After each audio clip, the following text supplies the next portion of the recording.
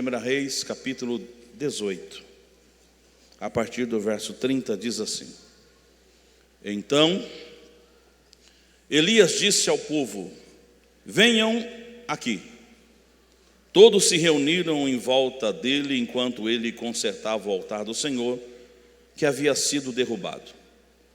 Pegou 12 pedras, uma para cada tribo dos filhos de Jacó, a quem o Senhor disse: teu nome será Israel.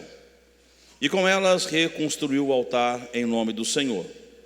Depois cavou ao redor do altar uma valeta com capacidade suficiente para 12 litros de água. Empilhou lenha sobre o altar, cortou o novilho em pedaços e colocou os pedaços sobre a lenha.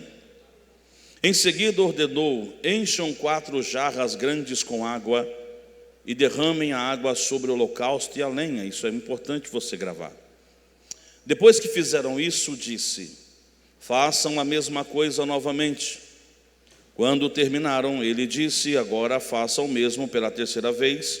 Eles seguiram sua instrução, e a água corria ao redor do altar e encheu a valeta. Na hora costumeira de oferecer o sacrifício da tarde, o profeta Elias se aproximou do altar e orou: ó Senhor, Deus de Abraão, Isaque e Jacó, prova hoje que és Deus em Israel e que eu sou teu servo. Prova que fiz tudo isso por ordem tua. Ó Senhor, responde-me. Que este povo saiba que tu, ó Senhor, és o verdadeiro Deus e estás buscando um povo de volta para ti. No mesmo instante, fogo do Senhor desceu do céu e queimou o novilho, a madeira, as pedras e o chão, e secou até a água da valeta. Quando o povo viu isso, todos se prostraram com o rosto no chão e gritaram: o Senhor é Deus, sim, o Senhor é Deus. Agora Romanos capítulo 12, verso 1 e verso 2 para nossa aplicação. Portanto, irmãos, suplico-lhes que entregue seu corpo a Deus, por causa de tudo que Ele fez por vocês, que seja um sacrifício vivo e santo, do tipo que Deus considera agradável. Essa é a verdadeira forma de adorá-lo. Não imitem o comportamento e os costumes deste mundo, mas deixem que Deus os transforme por meio de uma mudança em seu modo de pensar, a fim de que experimente a boa, agradável e perfeita vontade de Deus para vocês. E os que creem na Bíblia, diga: eu amo a palavra de Deus. Tome seu assento, glorificando o nome do Senhor. Meus amados, eu estava essa semana pensando bastante acerca de algumas questões que envolvem a nossa vida espiritual. Estava meditando na Bíblia em vários textos que me remetem à maneira como a gente encara a adoração e a maneira como Deus nos revela o que Ele quer. O que eu quero pregar nessa noite é protocolos do altar. E quando você te fala de protocolo, o protocolo é um conjunto de regras, é um conjunto de normas e procedimentos que devem ser seguidos para você acessar um determinado local ou ir até uma determinada pessoa. Sem um protocolo adequado, você não acessa lugares. Por exemplo, se eu chegar hoje para falar com um juiz, o juiz vai me receber, mas para ele me receber, existem algumas exigências, alguns protocolos, que se eu não atender, eu não vou ser recebido pelo juiz. A começar pela vestimenta, dependendo da vestimenta que eu estiver, ele vai mandar eu voltar para trocar de roupa, porque existem alguns protocolos específicos, onde a minha vestimenta, onde a minha postura tem que se encaixar ao que aquele local exige.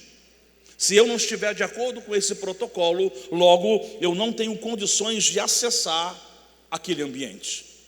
E é interessante que quando nós pensamos num culto de adoração, cria-se uma ideia de que eu vim adorar a Deus, então Deus está esperando a minha adoração. Mas é interessante você observar que, assim como eu mencionei esse exemplo do judiciário ou de qualquer outro lugar específico, Deus também tem alguns protocolos. Protocolos esses que Ele próprio estabeleceu para que eu e você podemos ter acesso ao que Ele estabeleceu para nós. Não pense você que o nosso culto é um culto feito de qualquer jeito. Pelo contrário, Deus também tem os seus protocolos. E para a gente se aproximar de Deus, temos que atender, atentar e fazer conforme aquilo Ele orientou. Por exemplo, quando você vê o livro de Levítico, Levítico foi escrito como um protocolo, como um homem pecador se aproxima de um Deus santo. Então em Levítico Deus vai ensinar a nação de Israel como se aproximar dele de forma correta para receber dele o que ele tem para entregar. Então você percebe que não é de qualquer jeito, não é de qualquer forma. Nós às vezes criamos essa ideia e daqui a pouco você vai entender o que eu estou dizendo. Mas o próprio Deus estabeleceu protocolos do altar. Até para fazer o altar, quem estabeleceu o altar não foi o homem, quem estabeleceu o altar foi Deus. Quer ver um exemplo? Êxodo capítulo 20, verso 25. Olha o que o texto diz. Observe comigo o que a palavra de Deus diz em Êxodo capítulo 20, verso 25. Se usarem pedras para construir o meu altar, o altar é de quem? É nosso ou é dele? É nosso ou é dele? Então vamos lá. Se usarem pedras para construir o meu altar, que sejam apenas pedras inteiras, em sua forma natural. Não alterem a forma das pedras com alguma ferramenta, pois isso tornaria o altar impróprio para o uso sagrado. Ou seja, há um protocolo. Quer fazer altar para mim? É do meu jeito. Não coloque materiais na pedra, ou seja, pega a pedra, essa pedra está muito feinha, deixa eu dar uma ajeitada nela. Não quero que o homem coloque a mão. Tem que ser do jeito natural. Não é bonito, não tem problema, é do jeito natural. Porque se o homem colocar a mão, ele vai deturpar o que eu desejo. Eu não quero o altar bonito, eu quero o altar santo. Eu não quero um altar que é aprazível aos olhos. Eu quero um altar onde eu possa me manifestar. Então as pedras têm que ser o quê? Inteiras, do jeito natural. E alguém pode dizer: pastor, mas o altar está feinho. Está feinho, mas quando ora o fogo desce. Pastor, o altar não tem aparência. E isso me remete a lá em Isaías. Olhando para ele, nenhuma beleza havíamos para que desejássemos. Era homem de dores, experimentado nos trabalhos, mas sob as suas pisaduras nós fomos sarados. Ele não tinha beleza, mas tinha unção. Ele não tinha beleza, mas tinha resultado. E por isso eu e você estamos aqui nesta noite glorificando a Deus, porque não tinha beleza, mas o que ele fez na cruz gerou resultado. Tetelestai, está tudo consumado, e por causa dele nós estamos aqui. Então existe um protocolo. Eu não quero que o homem coloque a mão, é do meu jeito. Então a primeira coisa que eu percebo aqui é que existem protocolos. Quer ver uma outra coisa interessante? Quando você vê em Levítico, que tipo de adoração eu vou para o altar, pastor? É do jeito que eu acho que é legal? Eu acho que isso aqui é legal. Não, existe um princípio. Quer ver? Levítico 10, põe aí, olha Levítico 10, verso 1. Olha dois rapazinhos aí, ó. Nadab e Abiú, filhos de Arão, colocaram brasas em seus incensários e as salpicaram com incenso. Com isso, trouxeram o quê? Fogo estranho diante do Senhor, vírgula. Você pode ler comigo bem forte? Diferente do que havia, está fora do protocolo. É fogo, mas está fora do protocolo. Sapateia, mas está fora do protocolo. Levanta a mão, mas está fora do protocolo. O que Deus quer não é aparência. Está bonito, mas está fora do protocolo. Porque é diferente do que Deus estabeleceu o protocolo. Assim como eu estabeleci que tipo de altar tem que ser, eu também estabeleci que tipo de fogo tem que ser. Olha o verso 2, olha a consequência. Por isso, o que saiu da presença do Senhor? Me ajude aí. O que saiu da presença do Senhor? Mas eles trouxeram o quê? Fogo, não foi? Mas esse fogo é diferente do outro? Por isso saiu fogo da presença do Senhor e os devorou, e eles morreram diante do Senhor. Por que eles morreram, pastor? Porque estava fora do protocolo. Então não é fazer, é como se faz. Pastor Ribeiro esteve aqui quarta-feira, nosso culto de quarta-feira, justamente falando um assunto até similar a esse. quando ele mencionou sobre a arca. Davi sentiu o desejo de trazer a arca do Senhor para estar com ele, junto do povo, porque a arca ficou perdida, ficou esquecida, porque Saul não tinha desejo da arca, mas Davi tinha. Então Davi diz: vamos lá buscar a arca, com toda boa intenção, com toda alegria. O culto de Davi era um culto legal. Ele tinha boa intenção, pastor? Tinha desejo de trazer a arca? Tinha. Que mal tem nisso? Não tem nada de mal, está tudo bem. O que deu errado? Quando ele está trazendo a arca está no carro de boi, e os bois tropeçam, e quando a arca está caindo, o Uzá vai colocar a mão, e quando coloca a mão, Deus mata Uzá. Davi fica triste, porque ele faz até a pergunta: como trarei a arca do Senhor até mim? Sabe por que deu errado? Estava fora do protocolo. O que fez Uzá morrer não foi o problema do culto. O culto estava legal, todo mundo trazendo a arca, só que estava fazendo do jeito errado. A arca não se coloca em carro de boi, a arca se coloca nos ombros. E quem leva a arca? É só sacerdote. E como? Coloca assim a vara nas argolas e levanta e vem. Ou seja, se não apresentar o protocolo certo, não tem como eu agir. Está entendendo o que Deus está dizendo essa noite? A gente se acostumou a ter cultos legais, e eu não estou dizendo que a gente não tem culto bom. Nós estamos recebendo da parte de Deus muito poder de Deus nessa igreja, está sendo bom. Só que Deus está dizendo: eu tenho muito mais para entregar. E tem gente que não recebeu porque está fora do protocolo. Tem gente que ainda não acessou o que eu tenho, porque não fez de acordo com o que eu mandei. Mas nessa noite, eu não sei como o culto vai terminar. Uma coisa eu sei: Deus está liberando senhas para protocolo, dizendo assim: quer chegar? Eu tenho algo especial, mas tem que ser do meu jeito. Aí Davi deixou a arca na casa de Obed-edom, 3 meses, Deus prosperou. Aí sim, Davi foi lá, consultou Deus, consultou a lei, consultou todos os preceitos. E aí agora vem. Quando ele vem agora, tudo certinho, sacerdotes na frente, arca nos ombros, e a glória do Senhor se manifestou. Sabe por quê? Estava de acordo com o protocolo. Porque o nosso problema é isso.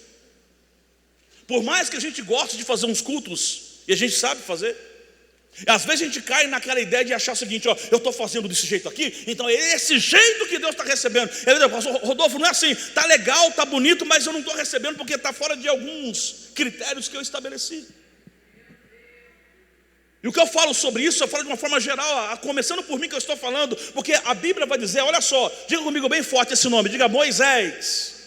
Mais forte agora para gravar, diga Moisés. É um grande líder de Israel, o homem mais manso da face da terra. Mas olha o problema: na primeira vez Deus fala: Moisés, vem aqui, porque o povo está reclamando de água, tá? Vai lá e toca na rocha. Ele vai lá e toca, e a rocha deu água. Até aí, pastor, está tudo legal. Aí houve uma segunda vez, aí Deus diz: Moisés, vai lá de novo agora, só que agora você não toca, você fala, porque eu quero que você me honre no meio do povo. Só que chega Moisés lá, o povo estava tão perturbando Moisés, que em vez dele falar, pastora Nayane, ele toca de novo. E por ele ter tocado, o que Deus disse? Você não vai entrar na terra, porque você descumpriu o protocolo. Eu mandei falar, não tocar. Nem Moisés, sendo um grande líder, está acima do protocolo. Sabe por que a glória de Deus desce nessa casa? Porque existem alguns protocolos espirituais que estão correndo aqui, que não é do nosso jeito, é do jeito. É por isso que quando você vê essa história de Elias, ela é muito significativa por isso. Por quê? Você vai encontrar algumas coisas similares entre Elias e os profetas de Baal e Aserá. A primeira coisa que você encontra de forma similar são altares. Tanto Elias quanto os profetas de Baal construíram altar. Então quem está olhando de fora está dizendo o seguinte: o culto deles é igual, porque de um lado tem altar, do outro lado também tem altar. Quem olha de fora diz: está igualzinho, porque existe pedras, ali também tem pedras. Está igualzinho, porque em um tem animal em cima e no outro também tem. Então quem olha de fora, eles não sabe identificar qual é o culto de quem. Ou seja, quem não consegue entender o princípio diz assim: está igual, mas não está. Sabe por quê? Enquanto os profetas de Baal estão fazendo as coisas de qualquer jeito, Elias vai pelo protocolo. Não basta ter altar igual, tem que ter protocolo para Deus operar. Vamos pensar comigo? Elias diz: já que vocês são muitos, começa vocês a fazer o trabalho de vocês. E eles colocam lá o altar, põem um animal em cima, a lenha, e começam a clamar ao Deus deles. Só que você vai perceber na leitura do texto, em 1 Reis 18, que a forma de os profetas de Baal adorar é desordenado, é bagunceiro. Não existe um protocolo, não existe uma regra, não existe uma santidade, não existe uma separação. É tipo assim, vamos ver o que vai dar. Aí começa a clamar, começa a gritar. Quando chega ao meio-dia, Elias diz: olha, grita mais alto. Quem sabe o Deus de vocês está dormindo, quem sabe o Deus de vocês foi passear, clama mais alto, quem sabe ele atende. E a Bíblia diz que eles começaram a clamar mais forte, e para piorar, eles pegaram pequenos canivetes, pequenas facas, e começaram a se retalhar, para descer sangue, para ver se o Deus deles ouvia. Sabe o que é isso? Quem não tem protocolo faz aquilo que não é para ser feito, sem resultado. E eles começam, e nada acontece. E para piorar a situação, quando eles terminam o momento deles, o altar está todo destruído. O altar está todo destruído. Porque quando não tem protocolo, destrói o altar. Agora vem Elias. Isso eu acho muito bonito. Elias não vem de forma muito assim, afoita. Deixa eu fazer agora, agora é comigo. Não. Elias vai seguir o quê? Protocolo. Primeira coisa que Elias faz: vai restaurar o altar que está quebrado. Porque Deus não vai conseguir agir se estiver quebrado. Só que Elias não fala assim: não, deixa eu preparar aqui o altar do jeito que eu acho que é legal. Primeira coisa que Elias faz: Elias pega 12 pedras, diga 12. Por que Elias pega 12 pedras? Porque esse é o protocolo. Porque as 12 pedras representam as tribos de Israel, e as juntas representam a comunhão. Elias não fala assim: deixa eu pegar só 8 pedras, porque o encaixe do altar vai ficar melhor só com 8. Não. Vou pegar só 10, porque 10 fica melhor o encaixe. Não, é 12. É do jeito que Deus estabeleceu. O que Elias está fazendo eu estou fazendo algo não do jeito que eu acho, mas do jeito que ele mandou. Se é 12, é 12. E alguém pode dizer: Elias, o altar está muito grande com 12 pedras. É desse jeito. O altar está muito estranho com 12 pedras. É desse jeito. O altar de Baal estava mais bonitinho, o seu está muito esquisito. Está esquisito, mas há uma diferença. Ele está esquisito pela obediência. Muitas vezes você vai obedecer Deus e as pessoas vão: está estranho você, né? Você está muito crente demais. Não, eu estou fazendo de acordo com o protocolo. Você é muito crente demais, irmão. Não, eu estou fazendo de acordo com o protocolo. Você ora demais, irmão. Você lê a Bíblia demais, irmão. Não, eu estou fazendo de acordo com o protocolo. Quando você faz de acordo com o protocolo, visivelmente talvez não fica bonito para os homens, mas para Deus está olhando. Está estranho para os homens, mas está bonito para mim. Está esquisito para os homens, mas está interessante para mim. Aí Elias monta o altar. Olha só a sequência que eu acho linda. Aí ele coloca o animal em cima, coloca a lenha. Ele começa a fazer as coisas do jeito certo. E aí ele vai fazer algo que parece que é uma inovação, mas não é. Eu não sei se você observou o que você leu comigo no texto. Eu quero chamar sua atenção para uma coisa importante.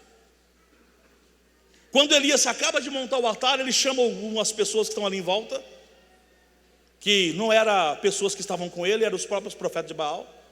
Pega aí vocês aí então aí agora água. Derrame a água sobre o altar, derramou uma vez. Derrame a água sobre o altar, derramou a segunda. Derrame a água sobre o altar, derramou a terceira. E encheu a tal ponto que as valetas se encheram de água. E aí vem uma questão que você precisa entender. Lá no capítulo 17 de 1 Reis, quando Elias vai se encontrar com Acabe pela primeira vez, qual é a palavra que ele diz? De acordo com a minha palavra, não vai mais chover. E ficou 3 anos e meio sem chuva, sim ou não? Só que agora, quando chega aqui no capítulo 18, ele manda eles jogarem água. Que água é essa? Se não tem chuva sobre a terra, se está tudo seco, da onde veio essa água?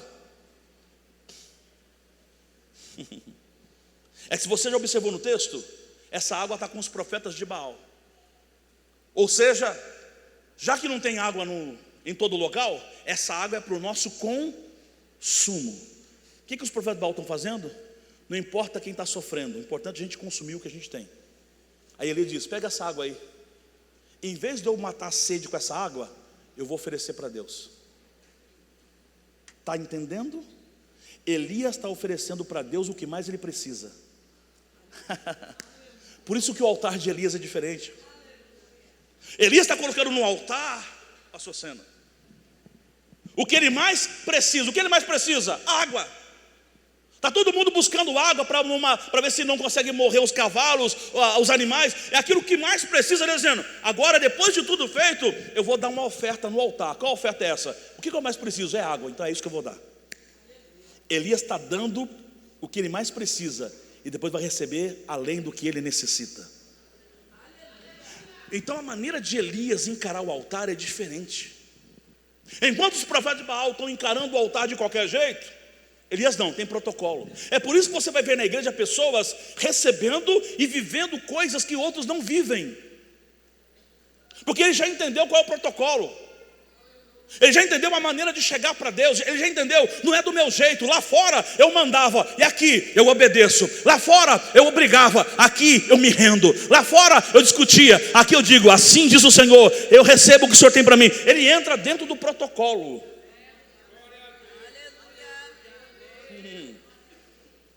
É por isso que eu fiz questão de ler com você Romanos, por quê? Alguém pode dizer assim: pastor, mas agora mudou, não tem mais esse protocolo, nós somos livres. Até canto o hino da harpa, né? Livre estou, do diácono, do presbítero e do pastor. Sou livre. Negativo. Ah, pastor, o véu do templo se rasgou de alto a baixo, e agora eu tenho liberdade para chegar diante de Deus do jeito que eu quero, do jeito que eu acho entender. Não. Você tem liberdade para chegar, mas para chegar existem princípios também. Os protocolos não mudaram. Sabia disso? Os protocolos não mudaram. E está em Romanos o protocolo. Porque no Antigo Testamento, olha o protocolo: o sacerdote recebia o animal, colocava as mãos sobre o animal, orava, como se fosse uma transferência temporária do pecado da pessoa para o animal. Ele pegava o animal, colocava no altar do holocausto, sacrificava o animal, depois trocava suas vestes, ia daqui um pouco mais à frente ao altar de bronze, a pia de bronze, ele se lavava. Depois de se lavava, ele entrava no lugar chamado lugar santo. À sua direita tem uma mesa com quantos pães? Diga 12. Você lembra de Elias? Mesma coisa, 12 pães representando as 12 tribos de Israel, comunhão. À sua esquerda tinha o candelabro, ele ajeitava tudo. Um pouco mais à frente tinha um incensário, e ele pegava o incensário, começava a mexer, só que o olho dele começava a lagrimejar. Eu acho que eu entendo que seja assim. Por quê? Tem um véu, e ele sabe: se eu entrar aí, eu vou ser morto na mesma, porque se eu entrar aí, eu estou descumprindo Aí ele volta. Mas uma vez por ano vem um outro camarada chamado sumo sacerdote, faz todo o exemplo de novo, pega o animal, ora, sacrifica, se lava, entra no lugar santo, arruma a mesa, arruma o candelabro, chega no altar de incenso, ele pega o incensário e começa a mexer, a fumaça começa a aparecer. Só que agora ele sabe: eu posso dar o próximo passo, eu vou entrar de peito aberto. É assim não? Olha o protocolo. Ele vira de costa e vem. Porque se ele for de frente, ele sabe, não é porque eu pude entrar que eu entro de qualquer jeito. Protocolo. Aí aquela fumaça cobre ele. E aí o Deus se manifesta. Acabou, ele sai. E aí diz assim: gente, daqui a um ano a gente volta de novo. Aí vem Jesus: eu vou abrir o acesso.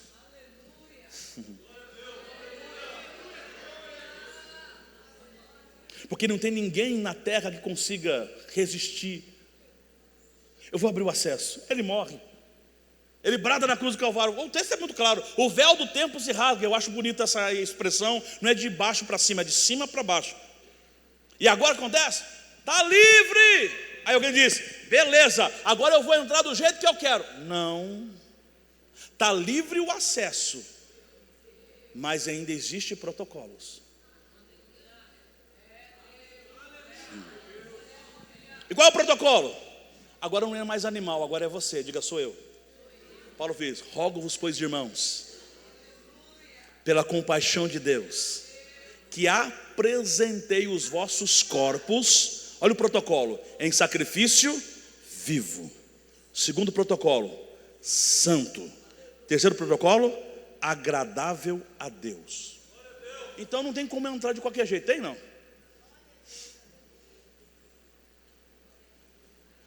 Essa palavra eu estou pregando porque é algo que Deus me incomodou esses dias. Falou, olha, existe muitas coisas que eu quero liberar para muita gente que ainda não entendeu, que para acessar tem protocolos. Porque lá fora a gente acessava de um jeito diferente as coisas que a gente queria.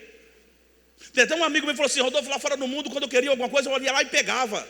E agora? Agora eu estou na dependência do Deus que me dá. E assim funciona. Quem está no protocolo é diferente. Você lembra de Adão e Eva? Para você entender, existia protocolo no jardim, pastor? Existia. Olha o protocolo do jardim: de todas as árvores pode comer livremente, menos de uma. É um protocolo. Mas por causa deles terem desobedecido o protocolo, o que Deus fez? Sai para fora. Já que você não obedeceu o protocolo, você não pode ficar no jardim. Mas uma notícia boa nessa noite: Deus está entregando senhas hoje para protocolos.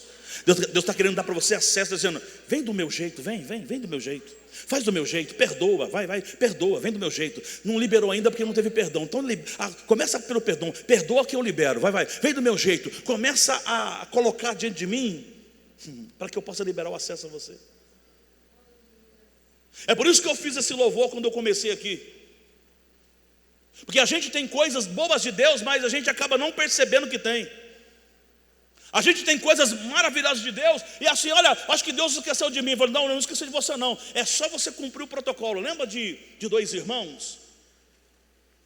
Está lá em Gênesis capítulo 4, Abel e Caim. Havia um protocolo de adoração naquela época, já havia. Porque se não tivesse protocolo de adoração, os dois não adoravam. O que faz os dois estar adorando? Porque alguém ensinou eles. Com certeza os pais ensinaram, olha, adorar a Deus é desse jeito, tá? Existe um protocolo. E a prova é tanta que existe um protocolo, que quando eles chegaram para ofertar, Deus atentou para Abel, pessoa, e depois atentou para a oferta. E depois Deus atentou para Caim, pessoa, e depois atentou para a oferta. E diz o texto que Deus diz, Caim, eu estou rejeitando você, porque a tua oferta é ruim? Não, o teu coração. Ou seja, o culto está normal. Abel trouxe oferta, sim ou não? Me ajude, gente. Vocês estão meio com medo de mim hoje? Não fica com medo não. Abel trouxe oferta, sim ou não? Sim. Caim trouxe oferta, sim ou não? Sim. Então o problema está na oferta? Não. O culto está normal. Quem olha de fora, o culto de Abel é igual ao culto de Caim. Mas Deus está vendo que ninguém vê. O protocolo é, não tem coração verdadeiro. Por fora está bonito, mas falta o protocolo da renúncia, da obediência, da entrega. Então Deus, olha o que Deus fala para Caim: se você fizer o que é certo, também haverá aprovação para ti. Só para gravar aqui didático, diga assim: se você fizer o que é certo, também haverá aprovação para ti. Então Caim não está sendo aprovado por quê? Porque está fazendo errado, fora do protocolo. Então não tem como eu ficar reclamando aqui, olha, eu estou reclamando porque fulano de tal está recebendo algo e eu não recebo. Aí Deus não está dizendo, simples, Ele está cumprindo um protocolo que você não cumpre. E Deus vai liberar algo aqui esta noite sobre nós, porque Ele quer fazer algo extraordinário. Irmão, se você já está percebendo o que Deus já tem feito nessa igreja, imagina o que Ele pode fazer quando você entende os protocolos. É igual as palavras, né? A chave, né? O pessoal gosta de falar essa palavra, o camarada tem a chave. Sabe quem tem a chave? É quem segue os protocolos. Eu lembro como se fosse hoje. Protocolo. Por exemplo, na tua casa tem protocolo. Na casa do pastor Ribeiro tem protocolo. Por mais que ele é meu amigo, gente boa demais, muita gente boa, é que você não conhece ele de perto. Tem que chegar mais perto. Quanto mais perto dele, melhor você conhece ele. Você vai achar que ele é uma maravilha de pessoa. Mas, por mais que ele é meu amigo, ele tem protocolo. Se eu chegar na casa dele assim, pastor Ribeiro, eu cheguei na tua casa, ele vai me receber com alegria? Vai. Mas existem protocolos na casa dele que eu não posso desrespeitar. Se eu desrespeitar, ele vai falar assim, Rodolfo, você está sendo convidado a sair da minha casa, porque eu não vou admitir que você descumpra os protocolos da minha. Existe coisa na minha casa que sou eu e a minha casa. Eu não posso usurpar da liberdade que Ele me dá e infringir os protocolos da casa. Agora, se numa situação dessa física humana já é complicado, por que no céu tem que ser de qualquer jeito? Ou está todo mundo quieto, calma aí, já Deus vai derramar. Pastor, você veio todo de preto, você veio todo bravo. Não, é normal. Estou falando que Deus tem que entregar algo mais para você. Mas existem protocolos que têm que ser observados. Quer ver? Está aqui a pastora Nayane, está aqui as irmãs que são mães. Olha um protocolo relacional que é muito bonito. Quando você trata bem o seu filho, você ganha o quê? Amizade da pessoa, sim ou não? Se alguém tratar bem o meu filho, ganhou eu. Que é um protocolo de relacionamento. Sim ou não? E sabia que esse protocolo de relacionamento está na Bíblia? O próprio Jesus dizia, aquele que aborrece o filho, aborrece o pai. Aquele que não aceita o filho, não recebe o pai. Então tem muita gente que está com a vida espiritual fechada porque não sabe tratar o filho. E por não saber tratar o filho, o pai não a libera as bênçãos. Mas nessa noite, Deus vai liberar algo extraordinário sobre nós aqui. Então Paulo está dizendo, você tem que apresentar o seu sacrifício, olha só, vivo. Nada morto. Sacrifício vivo. Porque às vezes a gente quer entrar na presença de Deus, sabe do jeito que não? Tipo assim, outra coisa, gente, os meus problemas, as minhas dificuldades não tem a ver com adoração. Independente do que eu passo, do que eu vivo, do que eu estou vivendo, Ele precisa ser adorado do jeito que Ele quer. Então eu não adoro porque eu estou sentindo alguma coisa, eu adoro porque Ele é uma adoração viva. Se eu estou doente, eu adoro porque Ele é. Se eu estou alegre, eu adoro porque Ele é. Se eu estou triste, eu também adoro. Não tem a ver com o meu estado de espírito, tem a ver com quem Ele é. Sacrifício vivo. Porque tem gente assim, né? Hoje eu não vou adorar, não, hoje eu estou... Então a sua adoração não é de acordo com as suas emoções, é de acordo com a obediência à palavra. Eu adoro por obediência, não por emoção. Vou dar um exemplo. Deus está aqui, pastor? Tá. Pastor, eu acho que Deus está aqui, porque eu senti um arrepio. Não precisa sentir arrepio. Eu não preciso sentir para saber que Ele está. A palavra diz, onde tiver 2 ou 3 reunidos no meu nome, é a palavra que diz, acabou. Com arrepio ou sem arrepio, é a palavra que diz que Ele está. Então eu não preciso sentir para Ele estar, a palavra diz que Ele está. Então eu não sinto para Ele estar, Ele estando, aí eu começo a sentir. Sacrifício vivo, olha só, santo, diga santo. Olha o protocolo, santidade fala de separação. Então se eu estou prestando um culto a Deus, o meu culto tem que ser um culto separado, um culto santo, um culto onde eu realmente separo a minha vida. A palavra santidade é aquilo que foi separado para Deus e para o uso dele. Ele não negocia você com ninguém, você é dele. Então o teu culto não é para ninguém, o teu culto é para ele. O teu culto não é para ninguém ver se você cultuou, o teu culto não é para ninguém ver se você adorou. Eu nem sei quem está adorando do meu lado, sabe por quê? Quando vem cultuar a Deus, o culto é para ele. Se alguém está vestido bem, amém. Se não está também, amém. Porque o culto não é para nós, o culto é para ele. Se alguém está falando alguma coisa e não está falando, não tem problema, porque o culto não é para nós, o culto é para ele. Se alguém disse alguma palavra ruim ou não disse, não tem problema, o culto não é para nós, o culto é para ele. Então independente de quem está cantando, de quem está pregando, de quem está louvando, o culto é para ele. Se o culto é para ele, é um culto separado para ele. Culto, sacrifício santo. E aí vem o terceiro item, que parece que é irrelevante, não é? Agradável a Deus. Você sabe que a adoração na Bíblia tem cheiro. Tem, pastor? Tem. É o perfume que o pastor Creito Quintal está usando? Não. É bom também. É o perfume que o Eliel usa? É bom também, mas não é. É o perfume que a Glorinha usa? Também não. Não sei se vocês repararam, a Glorinha está toda de verde hoje, não sei porquê. É o perfume que a Glorinha usa? Também não sei. A Bíblia diz que Deus cheira. Quando você está adorando, Deus faz assim, ó. Eu estou gostando do que eu estou ouvindo. Eu estou gostando do que eu estou vendo. Com uma adoração dessa, viva, santa e agradável, derrama lá, vai derramando, vai derramando. Vai derramando, vai derramando. Nessa noite Deus está sentindo o cheiro da tua adoração. Assim também como Ele sente o cheiro do pecado, senta lá em Gênesis 6. E Deus olhando para baixo, viu que todo mundo estava em pecado. E o pecado o quê? Fedia nas narinas. Ao mesmo tempo que Ele cheira o pecado, que para Ele dá náuseas. Mas quando Ele cheira uma adoração de um altar que tem protocolo, Ele fala assim, não tem como resistir. Eu tenho que derramar algo nesse culto, porque esse culto está me cheirando bem. Não tem como eu não dar a vitória para essa pessoa, porque desde a hora que ela chegou, ela não está preocupada quem está cantando, quem está pregando. Desde a hora que ela chegou, ela só está me adorando. Então o cheiro está gostoso. Eu vou derramar sobre ela, sobre ele, o que ele precisa.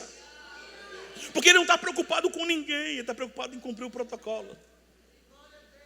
É por isso que nessa noite, entenda, gente, nós estamos vivendo dias extraordinários. E esses dias falando com o pastor André, eu falei, pastor André, o pastor André falou, Rodolfo, você é só o prenúncio, tem muita coisa para vir. E aí alguém vai dizer, pastor, olha que incrível que parece. Tem gente, irmão, que às vezes num culto passa desapercebido, porque ele não está interessado no protocolo, ele está interessado apenas no que está sendo feito. Mas nessa noite, Deus está querendo entregar senhas aqui. Senhas para que você acesse lugares onde você não acessou ainda. Porque o protocolo da casa é mais ou menos assim. Para quem não é conhecido da casa, há limitações dentro da casa. Vou dar outro exemplo. O Eliel me convida para ir na casa dele. Vai tirar lá aquela picanha maturada para fazer para nós. Amém? Aí, para não ficar muito chato, ele vai convidar todo o ML para estar junto também para comer. Porque o Eliel não tem só um quilo de picanha maturada, pastor, ele tem 10 quilos de picanha maturada. Aí ele tira aquela picanha da geladeira. E aí você, Rodolfo, vem na minha casa. E aí, com muito carinho e cuidado que ele tem, ele vai me dar acesso à sala, que é o protocolo da casa. Vai me dar acesso à cozinha para comer. E só. Quarto, mexer na geladeira, dormir na cama e outras coisas mais, está vedado. Por que está vedado? Porque eu não faço parte da intimidade dele. Então o protocolo me dá acesso até um certo ponto. Mas se chegar os gêmeos, quando os gêmeos chegam na casa, pastor Ribeiro, não tem essa não. Os gêmeos entram na sala, entram na cozinha, abre a geladeira, pega água, dorme na cama. Por que os outros gêmeos têm o que eu não tenho? Diga assim, filho.